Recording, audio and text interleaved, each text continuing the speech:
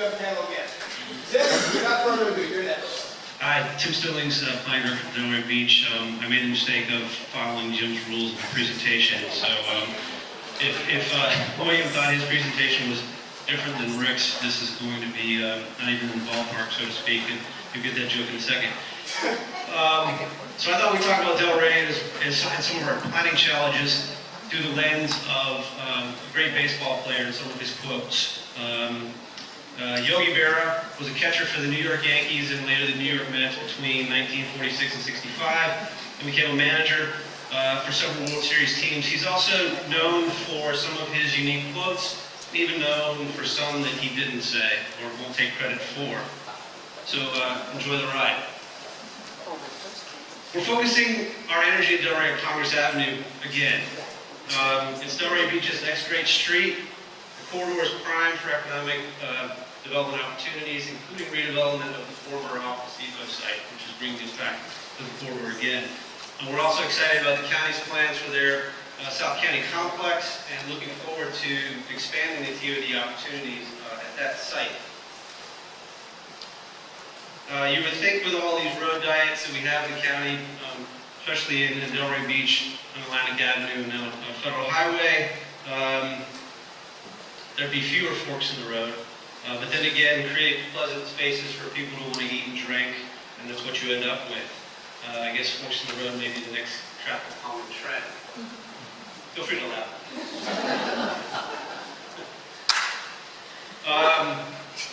So we've done a few things right as well. We have a strong workforce housing program that is generating a number of units, as well as generating a lot of income revenue.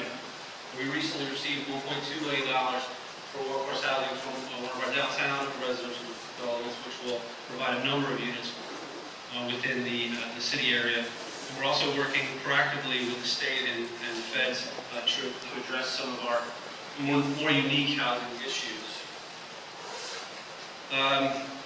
Much of our more recent planning efforts and design efforts are attempting to codify and incentivize what we had experienced decades ago: mixed income housing, mixed uses, better walkability and connectivity, building capacity in our residents, and creating authentic architecture.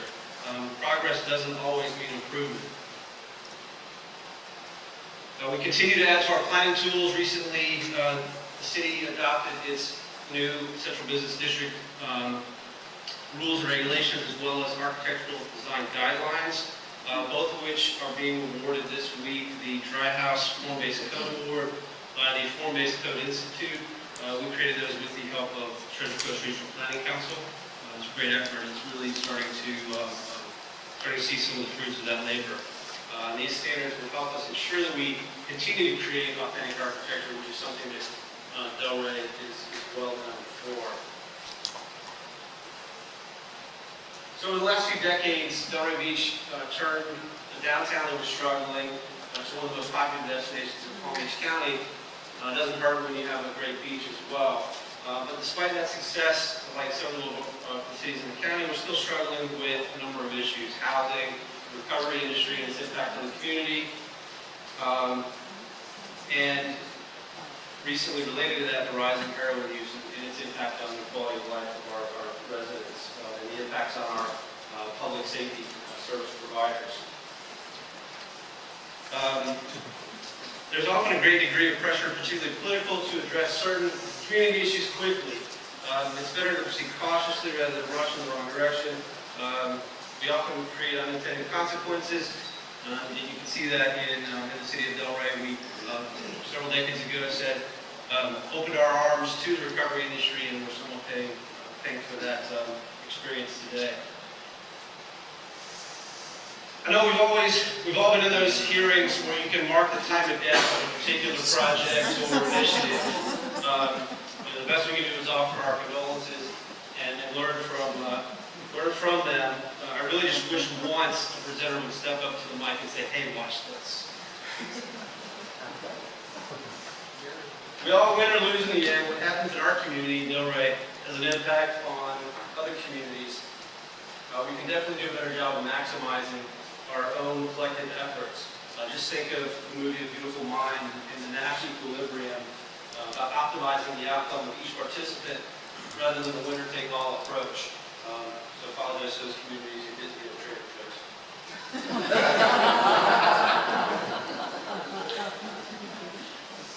We all know the importance of planning. Delray Beach's planning legacy is the reason Atlantic Avenue is widely known as a great place. We're now heading into the next phase of defining the vision and direction for the city for the next 20 to 25 years, focusing on issues affecting many of you as well, such as climate change, transportation, resiliency, education, and people capacity building. Really focusing in Delray on making sure that education as well as the job training are there, so that not only do we build a great place, but we have the people who can come back and fill that place. No matter how you slice it, we're challenged to get more out of ever-shrinking budgets. Delray, like each of you in your communities, manage to maintain its quality of service with less. We continue to find new ways to increase our effectiveness with fewer resources.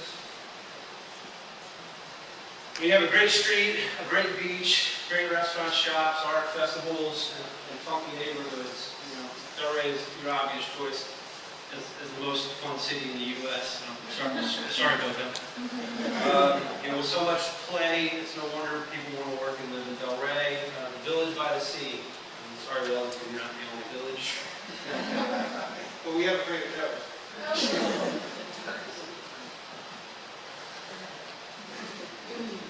I'm sure we can all do a lot more listening, particularly active listening to our communities. I know I can. It improves our ability to influence, persuade, and negotiate these difficult issues. It also improves our mutual understanding. Remember, you aren't listening if you're doing all the talking. This is one of my favorite slides. Fred Kent of Project for Public Space has suggested we need to be doing more placemaking that is lighter, quicker, and cheaper. It doesn't always need to be programmed or have shiny gloss to it, or even be permanent. There are great examples of this throughout the county. One of my recent favorites was the musical swing that Raphael brought to Clematis Street. Making a place for people has always been Delray Beach's focus. When you're on Atlantic Avenue, and anyone in this neighborhood are enjoying our beautiful beach, it's a great place. I'd be lying if I said I'm sorry more people are figuring that out and want to experience it, although some of the existing residents don't hold the same view. This is one of the truest statements of planning. It's all about the timing. You just have to find that sweet spot. That gets support across the community from all corners. Is it in the greatness of the idea or just the perfect time for it? We're starting to see that in some of our sustainability issues, with some of our form-based coding issues. Really just about the timing.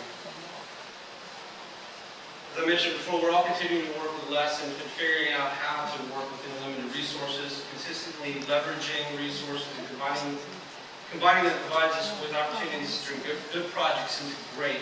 This is a great example of Federal Highway in Delray Beach, where we were able to pull together a number of different resources to turn what was simply going to be a resurfacing project into another great project. Well, unfortunately for you, this is almost over. I hope you enjoyed it.